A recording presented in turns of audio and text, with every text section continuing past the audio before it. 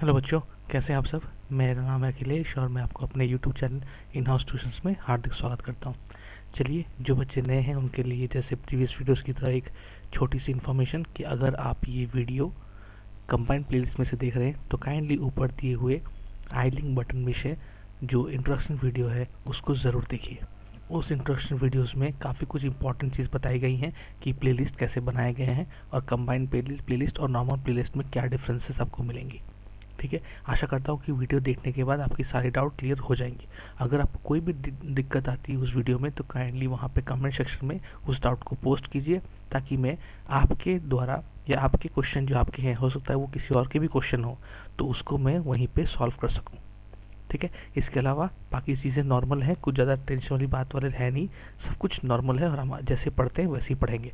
बस वो एक पैटर्न है जिसको मैंने अलग तरीके से रिप्रेजेंट करने के लिए सोचा है। ठीक है, वो मेरे एक्सपीरियंस से है और वो आपके बेनिफिट के लिए, इतना आप मेरे पे थोड़ा भरोसा कर सकते हैं। चलिए, आज का टॉपिक जो है वह है व्हाट इज़ मॉलिक्यूल। तो हमने एटम पढ़ लिया है। अच्छा, ये मैं जो मैं बात बता रहा हूँ कि हमने एटम पढ़ लिया है वो हमने ऊपर वाले एस्पेक्ट में पढ़ लिया।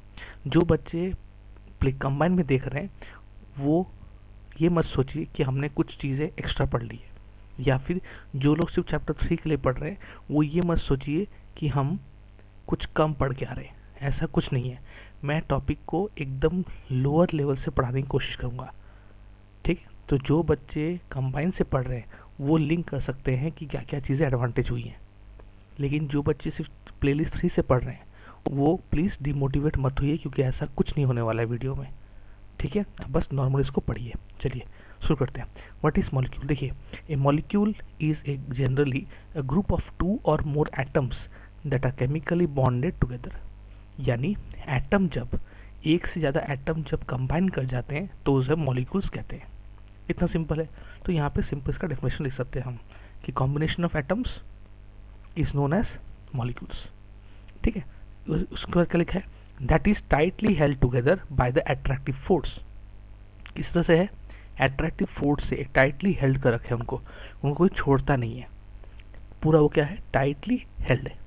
चलिए आगे बढ़ते हैं। A molecule can be defined as, यहाँ पे डेफिनेशन एक और है, चाहेंगे तो भी पढ़ सकते हैं।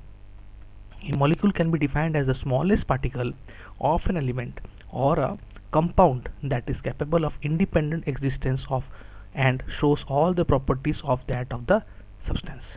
बहुत इंपॉर्टेंट है, मैं तो बोलूँगा इस डेफिनेशन प्लस ये डेफिनेशन को ऐड कीजिए। तो क्या है मॉलिक्यूल। मॉलिक्यूल एटम को जोड़ के बनाया जाता है और वो किसी भी एलिमेंट का सबसे फाइनेस्ट पार्टिकल है या फाइनेस्ट एलिमेंट है, जो कि इंडिपेंडेंटली वो पूरे एलिमेंट का या पूरे सब्सटेंस का जो प्रॉपर्टी है उसको शो करने का योग्य रखता है। फिर से बोलता हूँ, molecule is a combination of 2 और more atoms that are chemically bonded together and these are the smallest part of an element or a compound which are capable of showing independently all the properties of that substance। ठीक है, मैंने पूरा अच्छे से molecules का definition आपको बता दिया है। आप अगर चाहें तो इसको लिखना चाहते हैं तो वीडियो को थोड़ा बैक में लेके जाइए और जो मैंने कहा उसको बुक में लिख लीजिए, बेस्ट है आपके लिए। ठीक है, चलिए आगे बढ़ते हैं। अच्छा, atoms of some element, same element और of different element can join together to form molecules. Molecules के लिए सेम एलिमेंट का होना ही कोई बड़ी बात है। जैसे H2O, H2 में हाइड्रोजन भी ऑक्सीजन भी हो, यानी सेम एलिमेंट भी हो सकता है। जैसे H2, 2 हाइड्रोजन मिलकर H2 हुए, 2 हाइड्रोजन का सेम मॉलिक्यूल, लेकिन वही 2 फिर ऑक्सीजन के साथ मिलकर क्या बनते हैं, वाटर, तो H2O।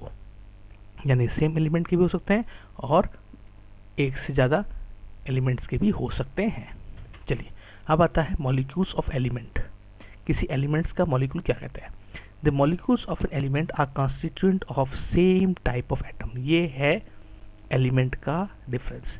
एलिमेंट में सेम टाइप ऑफ एटम होता है, same type of atom. Handwriting थोड़ी अच्छी हो रही है, थैंक यू सब आपके सपोर्ट की वजह से। चलिए अब आता है molecules of many elements such as argon, helium etcetera are made up of only one atom of the element. ठीक है, एक ही एलिमेंट है, हाइड्रोजन है, हीलियम है, ये सब क्या अकेले सिंगल एटम में एग्जिस्टेंस करते हैं। But this is not the case for most of the non metals. Non metals में क्या है, जैसे ऑक्सीजन O2 यानी डाया एटॉमिक मॉलिक्यूल्स में रहता है, या फिर अगर 3 कह दें तो ओजोन बन जाता है। ठीक है, so the number of atoms constituting a molecule is known as its atomicity। Definition of atomicity कि किसी भी मॉलिक्यूल का नंबर ऑफ एटम जो है वो उसका एटोमिसिटी कहलाता है। ठीक है, याद है एटोमिसिटी, किसी भी मॉलिक्यूल का नंबर ऑफ एटम्स को हम एटोमिसिटी कहते हैं। चलिए, metals and some other elements such as carbon do not have a simple structure but consist of a very large and indefinite number of atoms bonded together। तो इसी तरह कुछ ऐसे भी मेटल्स या नॉन मेटल्स हमारे पास हैं सच एस कार्बन, जो क्या करते हैं, उनका स्ट्रक्चर इतना नॉर्मल नहीं है, बहुत कॉम्प्लेक्स है। ठीक है, तो इसके बारे में आपको थोड़ा सा बताया गया है। चलिए आगे बढ़ते हैं, टेबल को देखिए। टेबल 3.3 में आर्गन क्या है, मोनो एटॉमिक यानी एक। आर्गन क्या है, मोनो एटॉमिक यानी एक।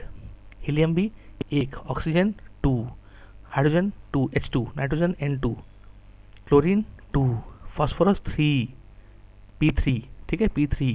सल्फर पॉलीएटॉमिक मोर देन 3 या 3 प्लस कर दीजिए इसको। ठीक है, चलिए अब आता है, हमने मॉलिक्यूल्स और एलिमेंट्स पढ़ लिया था। एलिमेंट्स का क्या था, सेम क्या था, सेम टाइप ऑफ एटम्स। लेकिन कंपाउंड में क्या है, एटम्स ऑफ डिफरेंट एलिमेंट्स। ये क्या है, डिफरेंट एलिमेंट। कंपाउंड क्या है, डिफरेंट एलिमेंट। एलिमेंट क्या था, सेम एटम। एलिमेंट क्या है, सेम एटम। कंपाउंड क्या है, different element join together in definite proportion to form molecules of compound. H2 क्या है, कंपाउंड है। इसमें H2 क्या है, एक एलिमेंट है, एक एलिमेंट है। ऑक्सीजन क्या है, एक और एलिमेंट है। ठीक है, ये एलिमेंट 1 मान लीजिए, ये एलिमेंट 2 मान लीजिए। अब ये एलिमेंट 1 किससे बना है, हाइड्रोजन के 2 एटम से H+H, और ये सिर्फ ऑक्सीजन का एक एटम से बना है। तो सेम एटम से एलिमेंट्स बनते हैं और डिफरेंट एलिमेंट्स से एक कंपाउंड बनता है। ठीक है, चलिए यहाँ तक कोई डाउट है तो प्लीज़ वीडियो को थोड़ा सा पीछे जाइए, एक और बात सुन लीजिए, सब डाउट आपके क्लियर हो जाएंगे। चलिए 3.4 में देखिए, यहाँ पे एक चीज़ कुछ बच्चों को अलग लगेगी। जैसे वाटर का यहाँ पे बोला है कंबाइनिंग एलिमेंट है, हाइड्रोजन ऑक्सीजन H होती है, वाटर होती है, लेकिन 1:8 तो नहीं होता, कभी भी 1:8 तो नहीं होता। जहाँ तक हमें पता है ये 1:8 नहीं होता, ये क्या होता है, 2:1 होता है। तो ये क्या फंडा है, 2:1 हमने सुना है कि हाइड्रोजन का 2, तभी तो H2, H का 2, ऑक्सीजन का 1, यानी H का 2 होता है, ऑक्सीजन का 1 होता है। तो यहाँ पे 2:1 के जगह पे यहाँ पे 1:8 क्यों दिया हुआ है, ये क्या बात हुई। देखिए 1:8 जो दिया हुआ है वो है ratio by mass. Ratio by mass मतलब वाटर का 1 पार्ट लेंगे तो ऑक्सीजन का 8 पार्ट लेना पड़ेगा ताकि टोटल पार्ट 9 बने।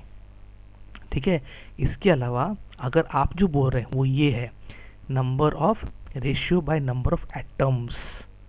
Ratio by number of atoms कैसे निकालते हैं, देखिए रेशियो बाय मास पे निकाल दीजिए। हाइड्रोजन का 1 आ गया, ऑक्सीजन का 8 है, 1:8 हमने पढ़ा था, अभी 1:8 पढ़ा। एटॉमिक मास क्या है 1, और इसका कितना है 16 पढ़ा, ये भी ऊपर है, टेबल नंबर 3.2 में है ये ऊपर। अच्छा, अब मास रेशियो है 1/1 यानी 1, और ये है 8/16 यानी रेशियो बाय मास, नहीं ratio by mass divided by atomic mass. इसको डिवाइड कर देंगे तो ये हमारा आ जाएगा ये वाला। ठीक है, तो सिंपल रेशियो क्या बन गया 2:1। तो वो जो रेशियो है वो क्या है, रेशियो बाय मास।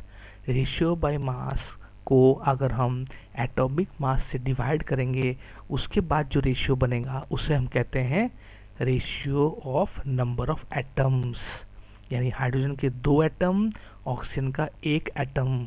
1:8 मतलब 1 एक मास 8 ग्राम मास, सॉरी हाइड्रोजन का 1 ग्राम मास कंबाइन होता है ऑक्सीजन के 8 ग्राम मास के साथ। ठीक है, चलिए जो मैं बोला था ना ये एटॉमिक मास टेबल 3.3 वो ये रहा 3.2। ठीक है, चलिए आपको दिखा दिया, आगे बढ़ते हैं।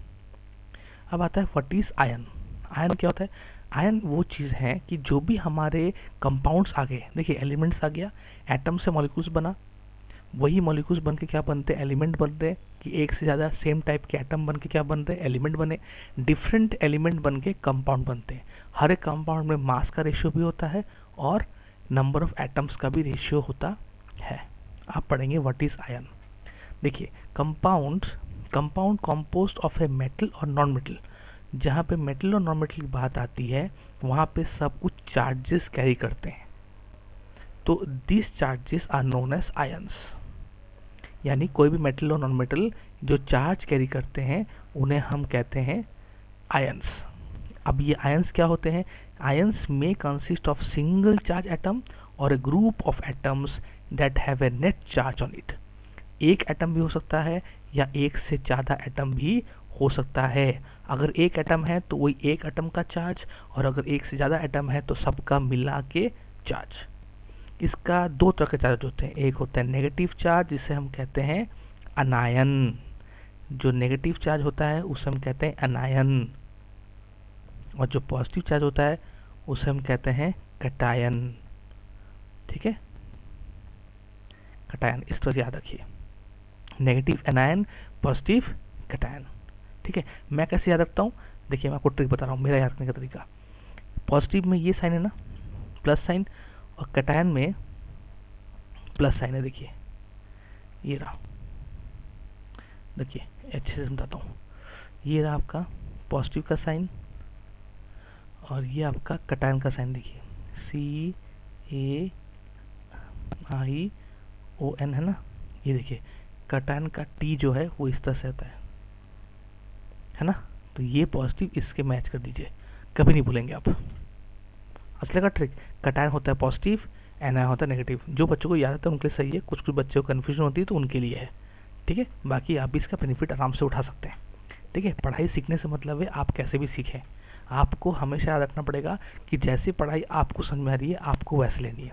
अगर आपको 2 पन्ने पढ़ के अच्छे समझ में आता है तो वेरी गुड, अगर आपको 2 लाइन पढ़ के अच्छे समझ में आता है तो ही वेरी गुड। पढ़ाई का तरीका आपको डिटरमाइन करना है। सब बोलते हैं कि अपना पैशन को ढूंढो, मैं बोलता हूँ एजुकेशन जब आप कर रहे हो, प्राइमरी एजुकेशन की जब बात हो रही है, ये तो सब 9-10 वगैरह क्या है, आपका सेकेंड एग्जाम भी तो हुआ नहीं है। तो ये जो एग्ज़ाम पे आप कर रहे हो ना, आपको ढूंढना चाहिए कि आपको पढ़ने का तरीका कौन सा पसंद है। किसी को एक लाइन पढ़ना पसंद है, किसी को पूरा पैराग्राफ पढ़ना पसंद है, किसी को जल्दी समझ में आता है, किसी को धीरे समझ में आता है। मेन बात क्या है? समझना।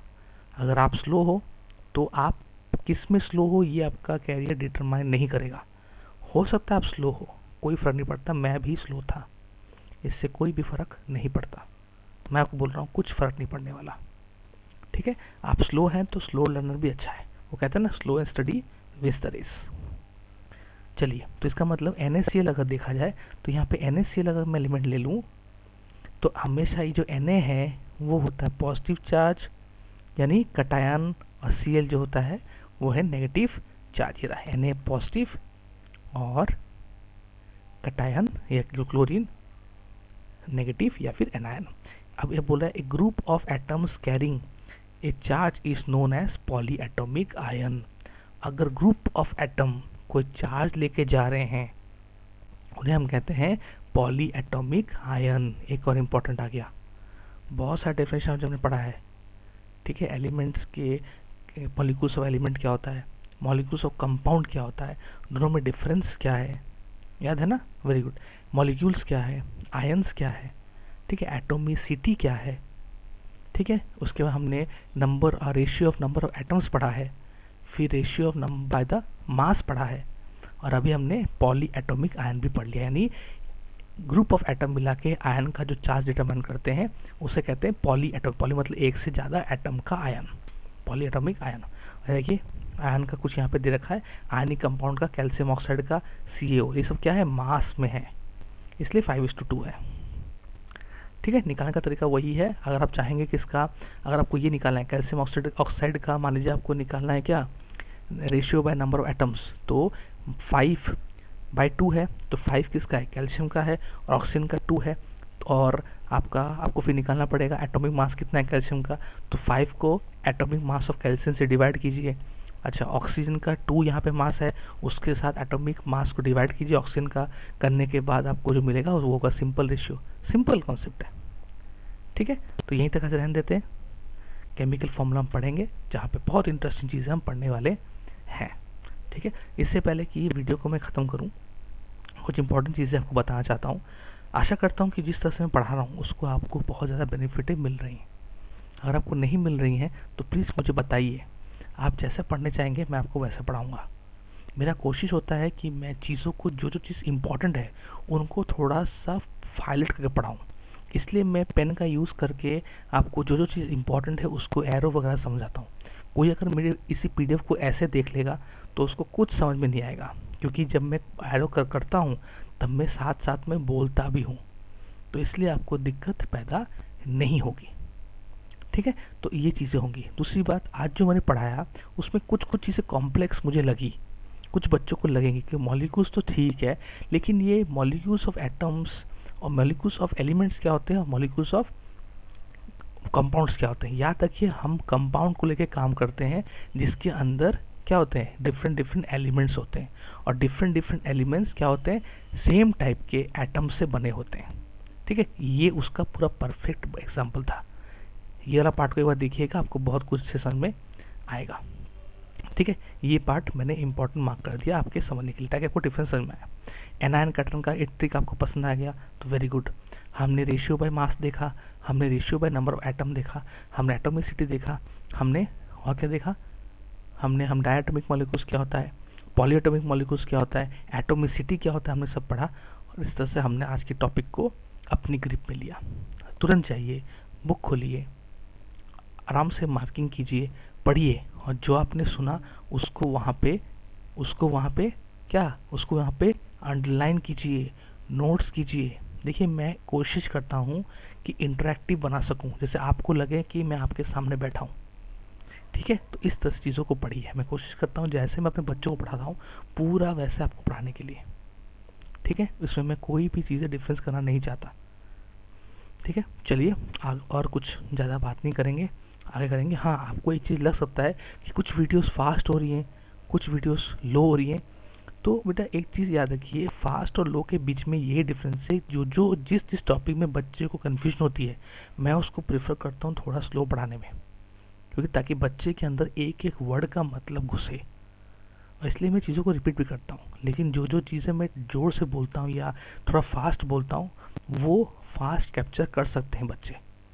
एक बार 2 बार वीडियो देख के ही फास्ट कैप्चर कर सकते हैं, ठीक है। इस इन्फॉर्मेशन आपके इंपॉर्टेंट के लिए थे। आपका टाइम वेस्ट किया तो आपको सॉरी। मैं मतलब आपका टाइम वेस्ट करने का कोई भी उद्देश्य में नहीं था, लेकिन ये आपके क्लैरिटी के लिए था, ठीक है। मुझे माफ़ कीजिएगा कि अगर मैंने आपका टाइम वेस्ट किया और आपने इतना पेशेंसली मेरे को 20 मिनट दिया अपने पूरे दिन के, उसके लिए बहुत बहुत थैंक यू। और जो बच्चे वीडियो को बार बार देख रहे हैं उनको तो और भी ज़्यादा तहे दिल से शुक्रिया।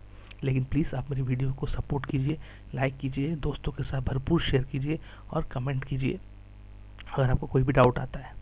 इसके अलावा मेरे चैनल को सब्सक्राइब कीजिए, बेल आइकन को प्रेस कीजिए, ताकि आपको सब नोटिफिकेशन जल्दी से जल्दी मिलती रहे। बाकी आप यूट्यूब के बारे में सब कुछ जानते हैं, तो ऐसा कुछ बोलने वाली बात है नहीं, कैसे काम करता है वगैरह वगैरह सबको पता है। चलिए इस वीडियो को यहीं पे ख़त्म करते हैं। आशा करता हूँ ये वीडियो आपको पसंद आई होगी। नेक्स्ट वीडियो के लिए मिलते हैं, तब तक के लिए खुश रहिए, अच्छे से रहिए, मस्ती कीजिए, पढ़ाई कीजिए। Have a nice day, bye bye.